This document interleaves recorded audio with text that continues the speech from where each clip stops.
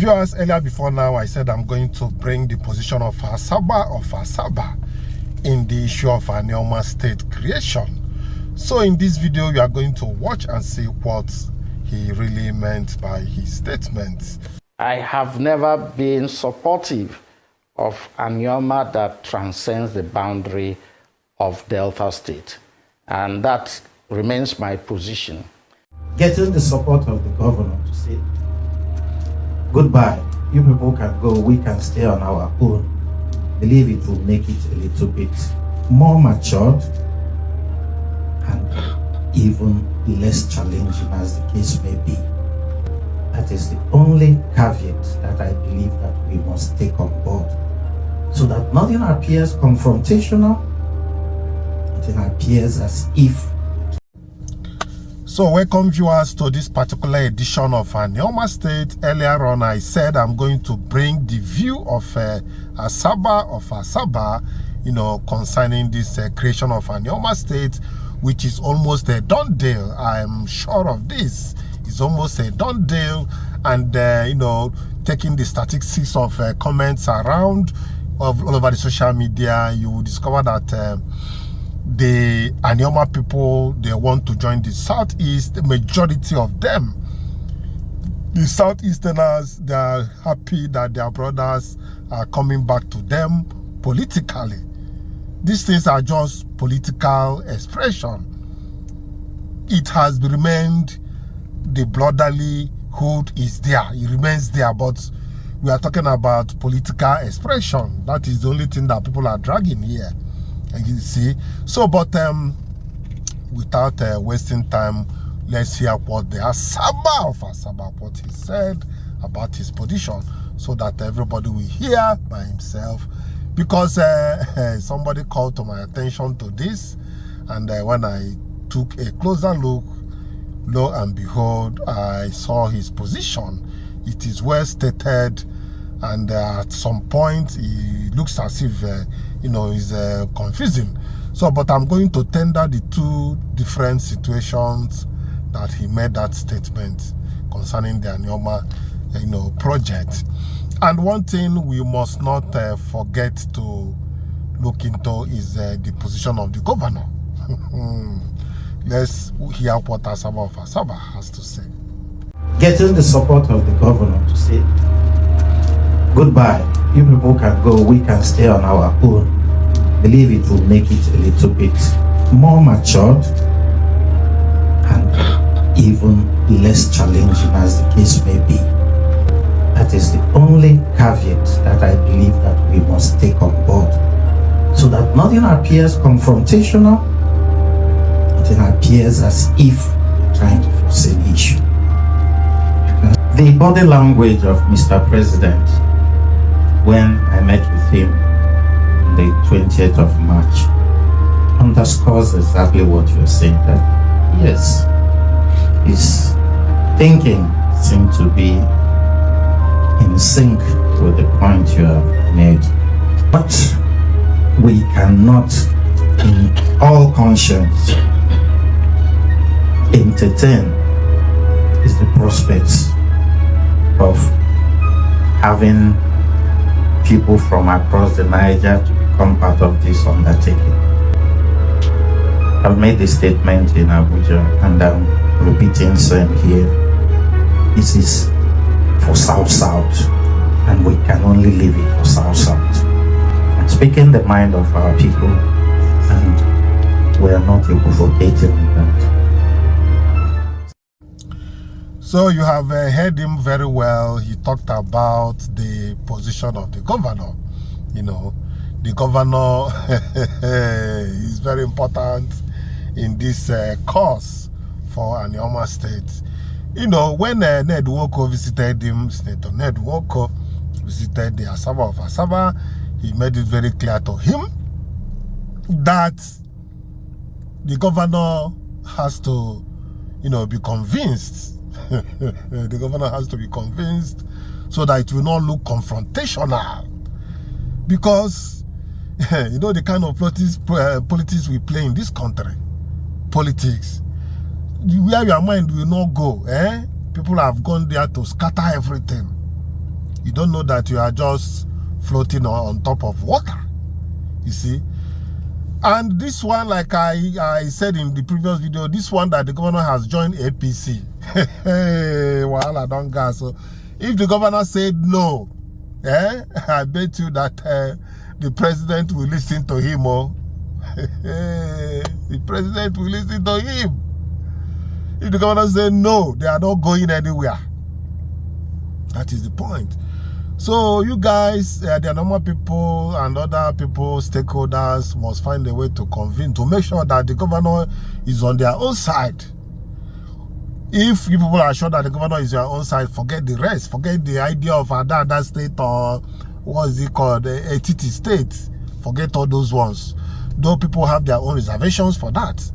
But the point is, let's make sure that the governor, Oboriwere, is his mind is there. You people brought him close because it's all about politics.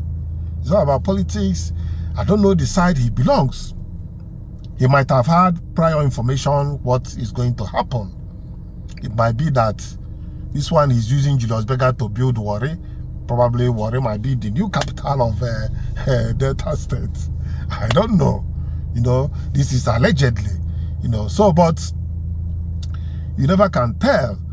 If people are able to convince him and you say, okay, you can go and make your state, lo and behold, that is the best. That is the best. But the wish of Anioma people, of which I am very sure from what I have seen so far, they want to join with their kids and kin in the southeast. And from what Asaba said, he said he's not speaking for Asaba, he's speaking for himself, you know, in one of his videos. So, but we are going to see all these things and hear them in this particular edition. So I brought out this edition to explain these things, the position of the Asaba in this Anioma project. But one thing again we must know is that he's not against the creation of Anioma State, but he's a bit lukewarm in terms of where it belongs. At some point he will say, no, that it will belong to South. You see? And where the position, what I think that made him to be pointing at that has a lot to do with you know, where he thinks that may benefit the Anioma people. But everything is not about what you gain. You will one day, blood is thicker than water. There are places you think that you might, you know, gain something at the facial value. It may seem so, but later it may not be like that. So, but people feel at rest the more when they stay with their brothers and you know, stay with their people. They feel at rest, even if they are drinking gari. They prefer that more than any other thing. You know. So, but that is my personal view. Also, I don't know what other people have to say about that.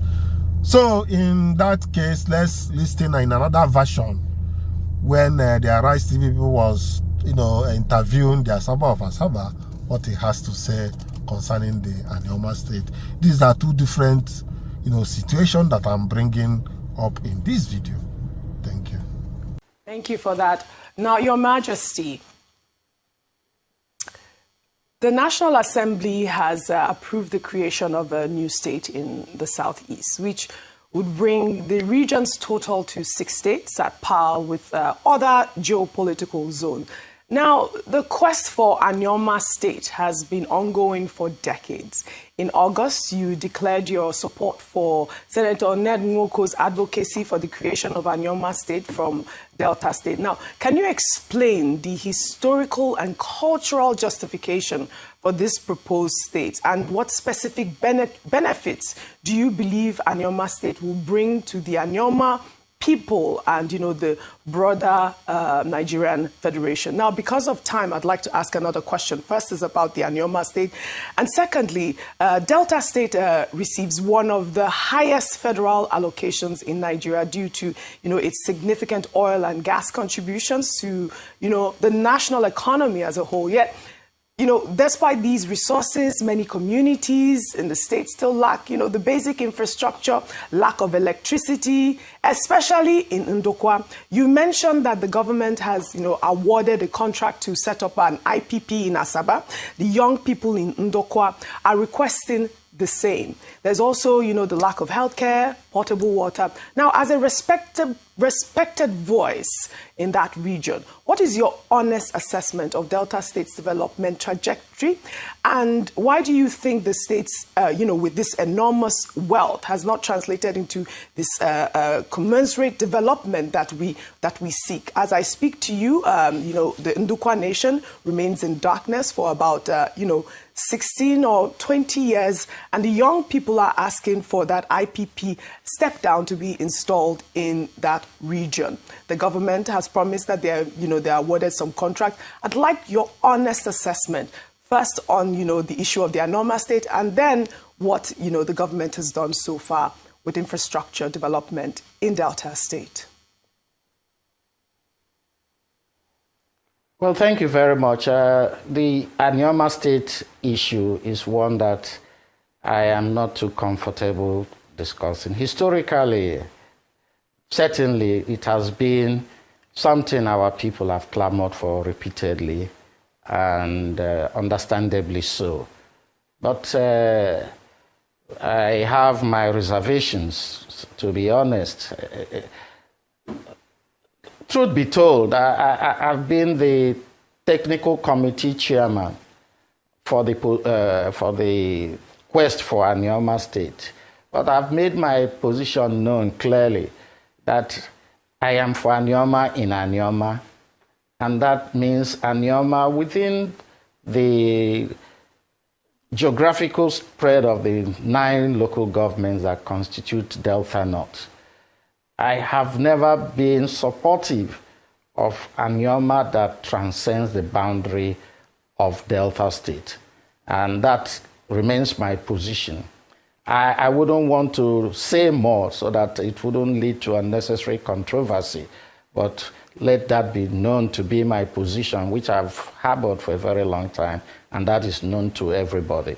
It may be personal to me. I'm not speaking as the Asaba of Asaba in that regard, but let it be known that I support Anioma State, but I have my reservations about Anioma that transgresses and pushes to the southeast, as the case may be.